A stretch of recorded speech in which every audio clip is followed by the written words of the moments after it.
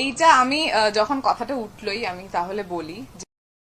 বাংলা চলচ্চিত্রের জনপ্রিয় অভিনেতা শাকিব খানের নতুন সিনেমা প্রিন্স নিয়ে দর্শকদের আগ্রহ তুঙ্গে।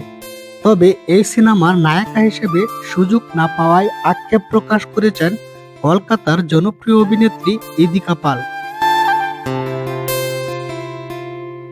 সম্প্রতি এক প্রতিক্রিয়ায় ইদিকা পাল বলেন, শাকিব খানের সঙ্গে কাজ করার অভিজ্ঞতা তার খুব ভালো ছিল, তাই প্রিন্স সিনেমাতেও কাজ করার আশা করেছিলাম, কিন্তু শেষ পর্যন্ত সেই সুযোগটা আর পাইনি।